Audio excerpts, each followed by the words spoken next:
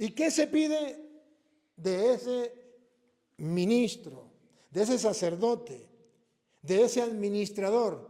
¿Qué se pide? Ahora bien, lo que se exige a los administradores es que sean fieles. ¡Bárbaro! ¿Qué se le exige a un ministro, a un administrador de los bienes eternos, de los bienes espirituales? Lo único que Dios quiere de ustedes, sacerdote, y de mí, es que seamos fieles. ¿Fieles a qué?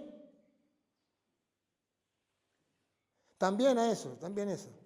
Usted dice, bueno, yo tengo que ser fiel porque tengo que guardar mi celibato y me castigar. Eso también. Pero aquí, en este pasaje no se refiere a eso. ¿A qué se refiere aquí? Fieles al ministerio, al encargo de administrar los misterios de Dios. Y yo tengo que ser fiel a eso.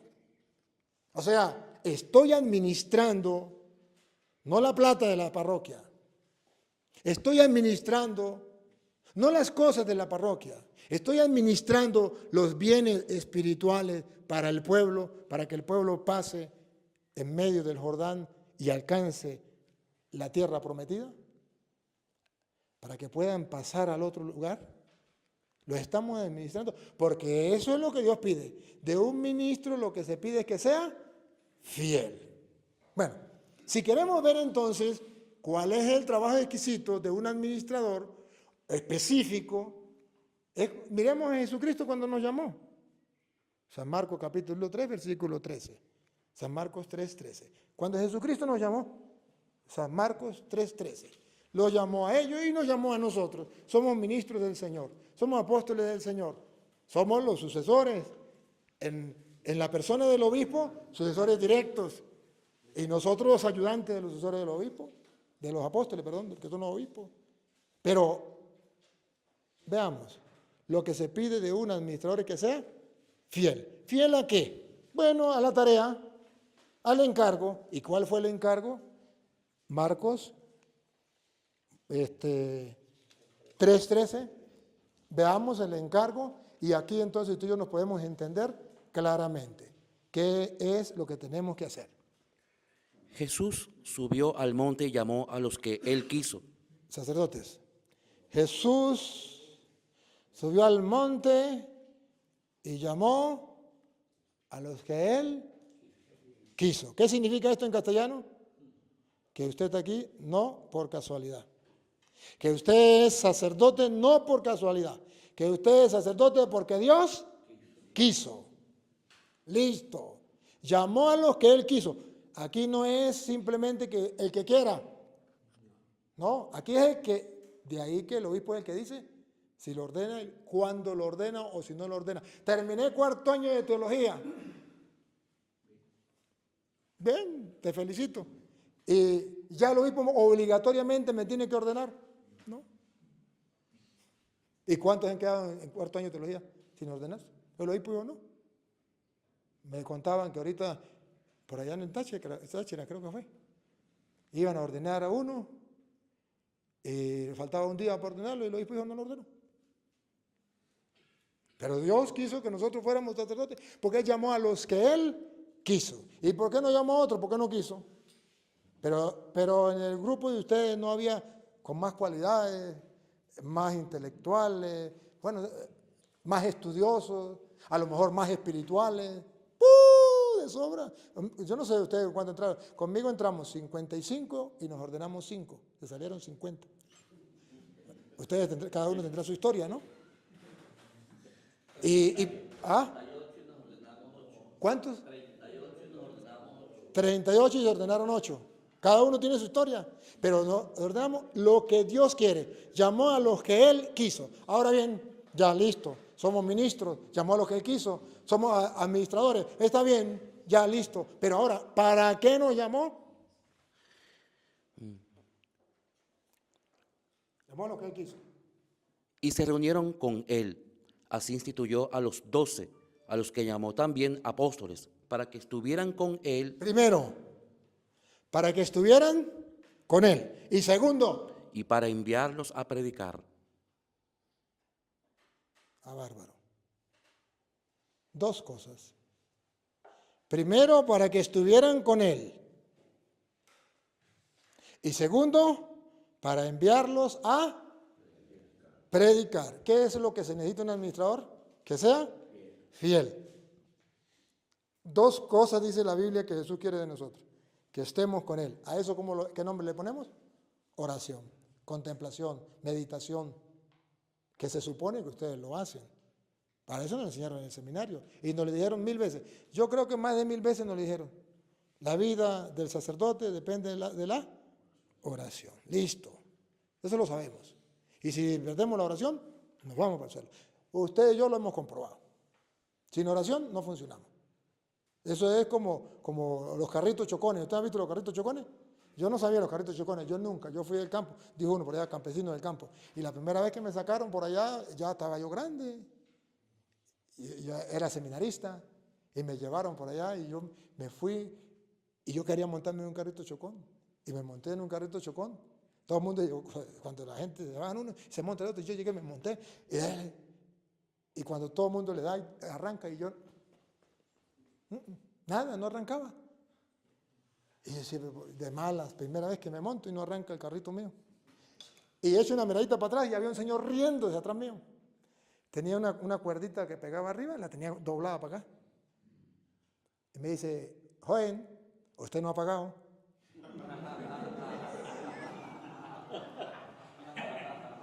Ah, por eso no anda, dijo, claro. Hasta que yo no suelte la cuerdita esta que pegue arriba, no anda. Ah, ¿y cuánto vale? Tanto. Lo soltó, pegó, ¡pum! De una vez arrancó. Nosotros somos como los carritos chocones. Por eso dice que lo llamó para estar con Él. Hasta que no nos conectemos arriba, no funcionamos.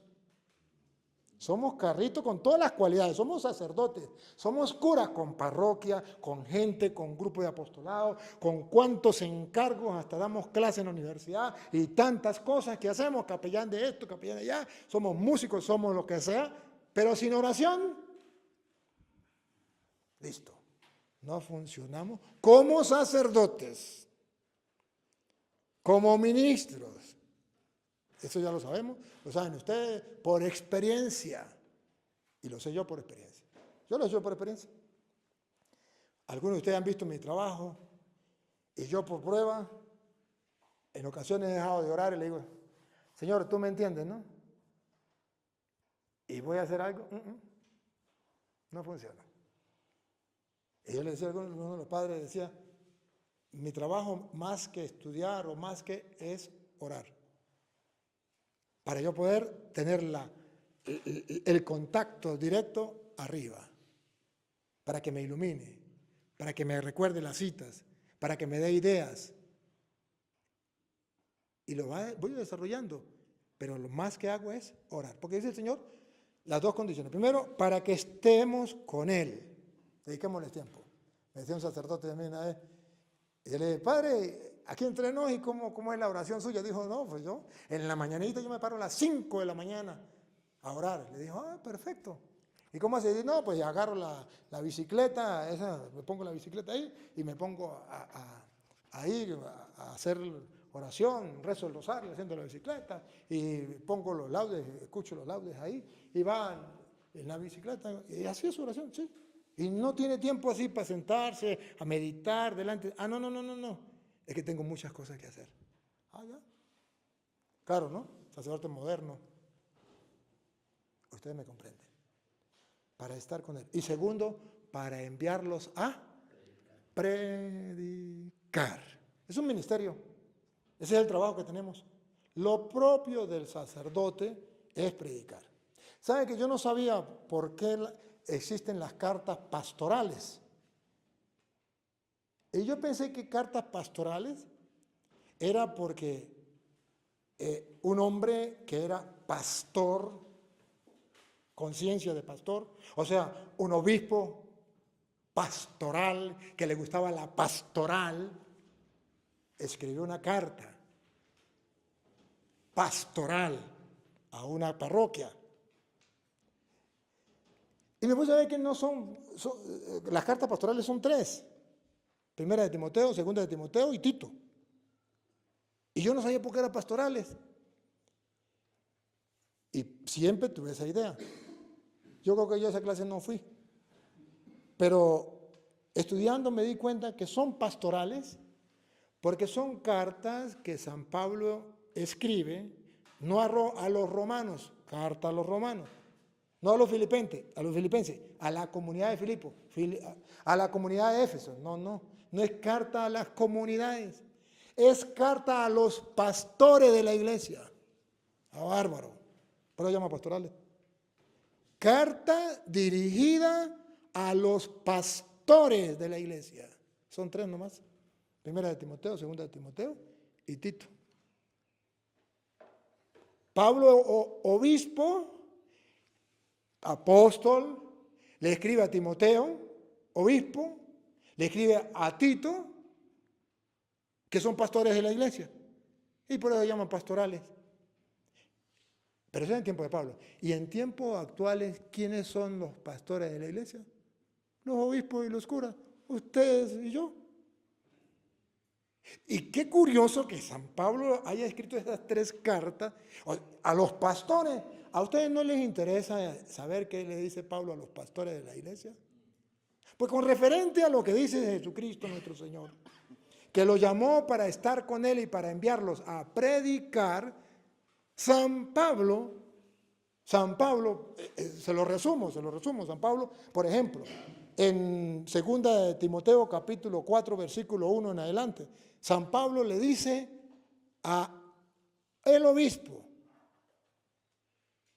Timoteo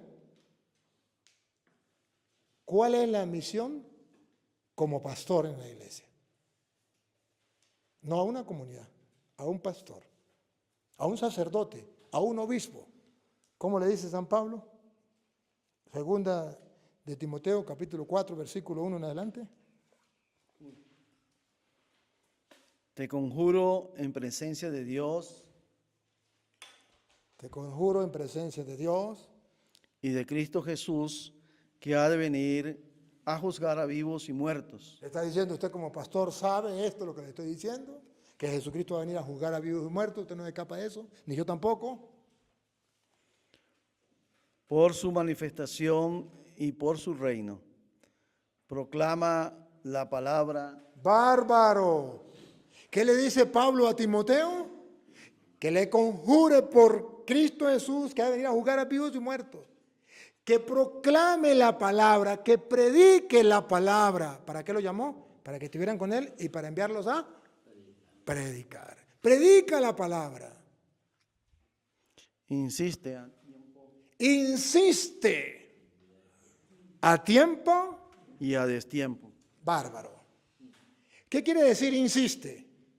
Que cuando usted va por primera vez a predicar la palabra, a la gente no le va a gustar. La gente le va a cerrar las puertas. Y hasta los mismos compañeros sacerdotes pueden cerrarle las puertas. ¿Pero qué tiene que hacer? Rendirse así. Pues no quiere que le predique, pues no les predico. No, dice Pablo, no señor. Insiste a tiempo cuando te quieren escuchar. Y a destiempo cuando no te quieren escuchar. A tiempo cuando te nace. Y a destiempo cuando no me nace. Pero tengo que hacerlo. Un día con ganas y un día sin ganas son 2 días iguales. Ese es el ministerio. ¿Y sabe cuál es lo que se pide? ¿Qué es lo que se pide de un administrador?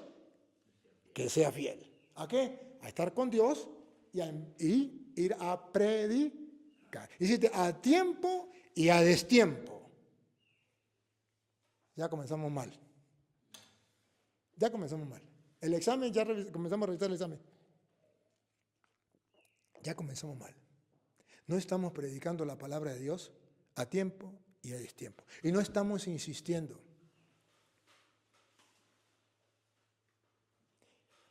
Yo hago un paréntesis. Yo creo, padre, pero me supongo que usted celebra misa y en la misa usted predica. Sí. Pero una cosa distinta es predicar sobre la palabra de Dios y otra, predicar la palabra de Dios. Nosotros nos acostumbramos a predicar sobre la palabra de Dios. hablemos del hijo pródigo. Está en la palabra de Dios. Bueno, y comienzo a hablar todo lo que me venga en gana, pero ni siquiera tomo la molestia de leer la palabra de Dios, de hacerle hincapié, de mostrar, dejar que la palabra de Dios impacte en la mente y el corazón del ser humano. Yo decía, un sacerdote, por ejemplo, escribe un libro y coloca tal cosa. Bueno, recuerda que Cristo fundó la iglesia. Si acaso, la Biblia dice, tú eres Pedro sobre esta piedra, que es mi iglesia. Pero si acaso, escribe en Mateo 16, 18, pero no es capaz de colocar, entre comillas, lo que dice la Biblia. O sea, usted y yo hablamos de la Biblia, pero no predicamos la palabra. No dejamos que la palabra de Dios sea la que vaya trabajando en la mente y el corazón. ¿Y no será que ahí está el fracaso de nuestra evangelización? Ustedes recuerdan que el Papa ha hablado varias veces que no hay que hacer proselitismo, sino que hay que evangelizar. Si algún día tienen tiempo para leerlo, está en Mateo capítulo 23, versículo 13 en adelante. ¿Se acuerda? Hay de ustedes, fariseos hipócritas, recorren mar y tierra para ser un prosélito. Y después que lo encuentran, lo hacen hijos del diablo 2 veces más que ustedes. Y es verdad. Cuando usted no evangeliza con la palabra de Dios, usted está captando gente para que haya más número en la iglesia, pero no más cristianos y evangelizados. Eso se llama proselitismo. ¿Qué es evangelización? Cuando usted predica la palabra para que la palabra de Dios llegue a la mente y al corazón del ser humano, transforme su vida y entonces así se pueda convertir a Cristo. Y entonces esté en la iglesia por convicción, por fe plena en la palabra de Dios. Ese es el fracaso que tenemos en la iglesia. Y es un fracaso. Y nos quejamos. Y nos quejamos, hermanos. La gente no va. Yo recuerdo que llegué a Estados Unidos, me operaron de la nariz. Y estaba operado. Y llegó un sacerdote, se dio cuenta que yo estaba allí. Me dijo, padre, ¿por qué no va a dar una enseñanza a mi parroquia? Le dije, mire, padre, porque yo solamente tengo hasta mañana. Yo mañana me voy. Y no me da chance. Tiene que ir a hablar con el obispo, pedirle permiso al obispo y avisarle a la gente, y va a ser difícil. Y eso no es problema, yo soy el vicario general. Y tengo contacto con el obispo y ahorita mismo le digo y ya. Le dije, pues si es así, está bien. Eran como las 5 de la tarde, si usted quiere. Pero tiene que ser, padre.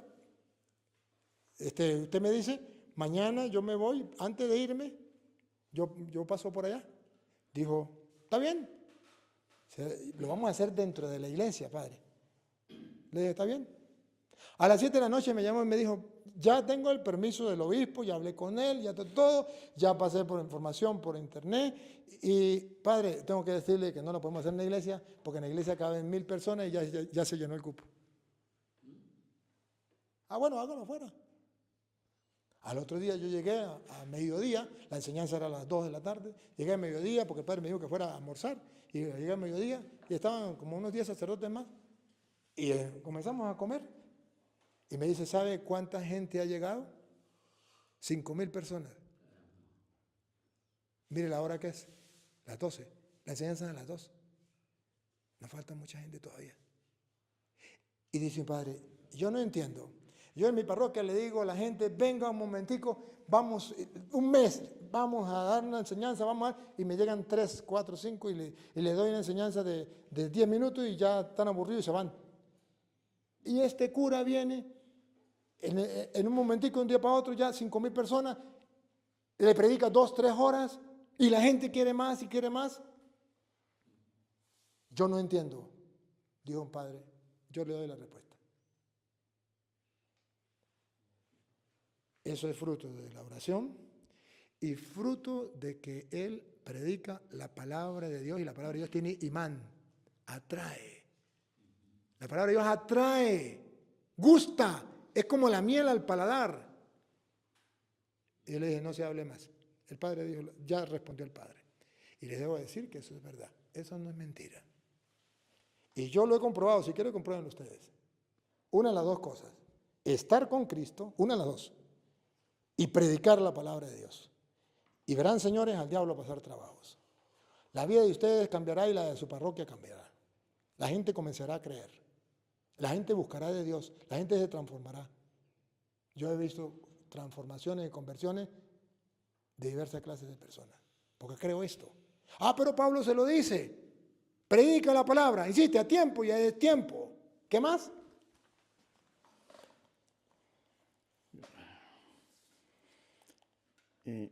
Reprende, amenaza, exhorta con toda paciencia y doctrina. Todo eso se puede hacer con la palabra de Dios. Reprende, exhorta, amenaza. Pero con toda paciencia, es una semilla, hay que esperar que nazca y crezca. Y con doctrina, no se salga de la doctrina. Es un peligro. Del sacerdote, del ministro, se pide que sea fiel. Van a predicar, ¿se acuerdan? Mateo 28:20 o 19 en adelante. No van a predicar lo que ustedes quieran. Vayan y hagan que todos los pueblos sean mis discípulos. Bauticen en nombre del Padre, del Hijo y del Espíritu Santo y enséñenles a guardar todo. No se me salgan. No me dejen nada por fuera. Todo lo que yo les he mandado. Bárbaro, esa es la doctrina. No podemos salirnos. No dice lo que usted quiera predicar. No, señor. Es la doctrina. Y por eso la Santa Madre Iglesia es celosa con la doctrina. A veces nosotros decimos, ¿pero por qué? Yo le digo, el Papa me nombró misionero de la misericordia y nos envió por el mundo, a todos los rincones de la tierra donde yo pensaba ir. No puedo ir, ustedes van a ir. Con 3 misiones, una predicar la palabra de Dios, otra confesar y otra hacer obras de misericordia, por la época de la misericordia. Las 3 cosas. Y cuando el Papa nos manda a predicar por todos los rincones de la tierra y comenzar a ir a todos los rincones, ir a evangelizar, a llevar la palabra del Señor. A algunos no les gusta, unos no están de acuerdo, otros sí están de acuerdo, pero Dios va haciendo el trabajo en cada una de las personas que escuchan la palabra del Señor. Y yo puedo dar testimonio de eso, cómo Dios se la vacila, cómo Dios obra. Pero aún siendo misionero de la misericordia, con el permiso, tengo el permiso del Papa, firmado por él. Pero yo no puedo llegar a dar una enseñanza a una diócesis sin el permiso del obispo. ¿Por qué? Porque el obispo es el garante de la doctrina. Tiene que cuidar la doctrina. Debe cuidar la doctrina. ¿Que no? Pablo le dice a Timoteo, búsquelo. El primero de Timoteo, capítulo 1, versículo 3. Usted se queda ahí donde estamos, o búsquelo usted también, pero no me pierda esta. 3, es primera de Timoteo, capítulo 1, versículo 3 en adelante. Pablo le dice a Timoteo, ¿cuál es el ministerio que le dejó? Y de ahí el ministerio del obispo. Y sin el permiso del obispo yo no puedo ir. Y si el obispo dice, no, yo creo que usted se está saliendo de la doctrina. Por eso a mí me gusta que cuando dan la enseñanza que estén los obispos. Para que no le digan, es que el padre Toro se salió de la doctrina. No, el obispo tiene el permiso y la autoridad por Dios, no por ningún hombre. Por Dios de decir esto. Pero los obispos que escuchen primero. No que le digan, es que me dijeron. No, es ver. Pero es que eso es la tarea que tiene el obispo. Y Pablo se lo dice a Timoteo, primera de Timoteo 1, 3 en adelante. Pablo, apóstol de Cristo. No, 1, versículo 3. Al partir para Macedonia, te rogué que te detuvieras en Éfeso. Debías advertir a algunos que no cambiaran la doctrina. ¿Para qué dejó Pablo al obispo Timoteo? Para que no cambiaran la doctrina. Porque va a ir a predicar la palabra en este tiempo y a destiempo con paciencia. pero también manteniendo la doctrina. Por eso la iglesia es celosa de la doctrina. Y Pablo le dice al obispo, tarea del obispo, la doctrina, que no se salga de la doctrina. Repítalo. Debías advertir a algunos que no cambiaran la doctrina, ni se metieran en leyendas y recuentos interminables de ángeles. Esas cosas alimentan discusiones, pero no sirven para la obra de Dios, que es cuestión de fe. El fin de nuestra predicación, Escuche, le dice Pablo a Timoteo, usted va a cuidar de que no cambien la doctrina. Pero ¿cuál es la finalidad de eso? ¿Qué busca? Escúchenlo, otra vez, el fin. el fin de nuestra predicación es al amor que procede de una mente limpia. El obispo que ama a sus fieles lucha para que no le cambien la doctrina, eso es fruto del amor. Dice Pablo a Timoteo, carta pastoral, a un pastor de la iglesia, si usted ama a sus fieles, luche para que no cambien la doctrina. Por eso te dejé en Creta, creo que bueno, te dejé en Creta, ¿ves? ¿O dónde es que dice que la dejó? En Éfeso. En Éfeso, lo dejé en Éfeso para que buscara que no cambien la doctrina. Y eso es fruto del amor, repítalo. Al amor que procede de una mente limpia, de una conciencia recta y de una fe sincera.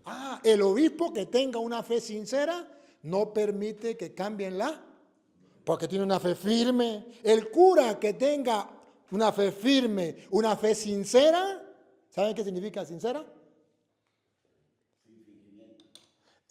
Había un juego, yo no me acuerdo, tengo que estudiarlo otra vez, un juego que se hacía y la gente para jugar trampa le ponía cera. Entonces decía, vamos a jugar pero sin cera. No le pongan cera. Porque al ponerle cera, había trampa. Entonces la fe tiene que ser sin trampa. Sincera. Y dice San Pablo, para eso te dejé como obispo en esta comunidad. Para que no permita que cambien la doctrina. Porque el obispo que tenga una fe sincera, el cura que tenga una fe sincera, no permite que cambien la doctrina. Pero eso es falta de tolerancia, eso es falta de amor. No, eso es producto del amor. Con todo lo contrario a lo que usted y yo escuchamos. Gente que dice que no se pelea con los evangélicos, eso es falta de amor. No, falta de amor no, es producto del amor. Repítalo otra vez de nuevo. El fin de nuestra predicación es al amor que procede de una mente limpia, de una conciencia recta y de una fe sincera. ¿La tenemos? Cuidado, ¿no? Porque la predicación depende de la doctrina. Siga usted donde vamos con la doctrina. Esto lo dice Pablo a Timoteo, carta pastoral.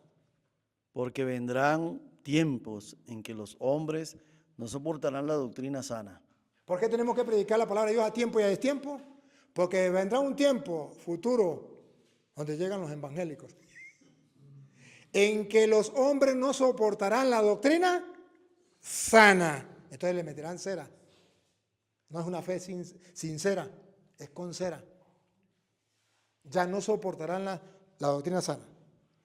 Sino que arrastrados por sus propias pasiones, se harán como un montón de maestros por el prurito de oír novedades. Apartarán sus oídos de la verdad. Escuchen. ¿A dónde van a parar si no hay unos sacerdotes que se mantengan firmes? ¿En qué capítulo es eso? 4, segunda de Timoteo, capítulo 4, versículo 1 en adelante. No, segunda de Timoteo. Segunda de Timoteo. La que estamos leyendo es segunda de Timoteo. La que leyó él era primera. La que leyó él primera de Timoteo 1:3. Y la que está leyendo él es segunda de Timoteo 4, 1 en adelante. Apartarán sus oídos de la verdad y se volverán a las fábulas. Tú, en cambio, pórtate. Sacerdote, le dice Pablo al obispo, al pastor de la iglesia. ¿Otra vez? Tú, en cambio, pórtate en todo con prudencia, soporta los sufrimientos, realiza la función de evangelizador. realiza la función de evangelizador. ¿Para qué nos llamó el Señor? Para estar con Él y para enviarnos a predicar. Ah, bárbaro, ¿no?